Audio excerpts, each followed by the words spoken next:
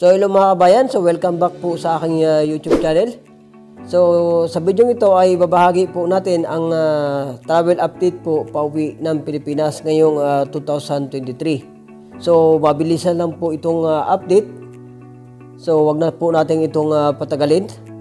So ito po ang update pauwi po ng Pilipinas. So sa una pong requirements ay kailangan po nating mag-register sa e-travel. Kahit saang bansa mong kayo manggagaling ay kailangan po nating mag-register sa e-travel. So still required pa rin po ito kapag uwi po tayo ng Pilipinas.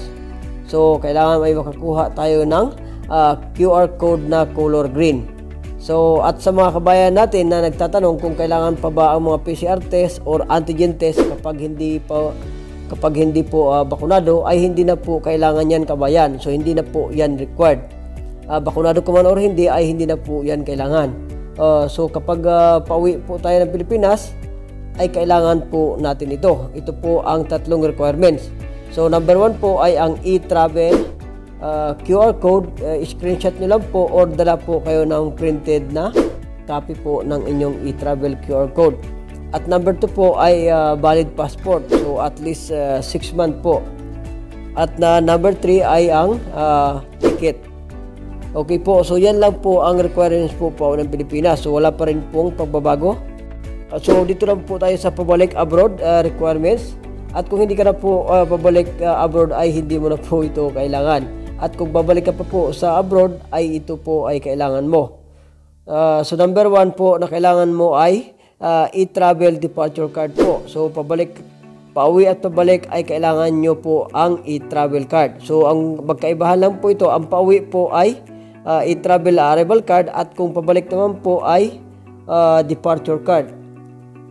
Okay po, so dala din po kayo ng screenshot or printed na copy po ng e-travel departure card. So yun po ang ipipresent nyo. So number 2 po na kailangan natin mga kabayan pabalik na ibang bansa ay OEC.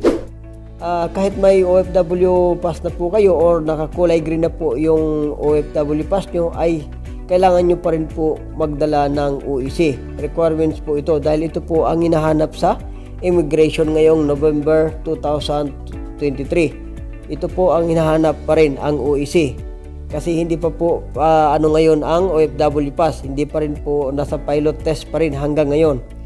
Kaya kailangan po pa rin natin yung OEC po. OEC mga kabayan.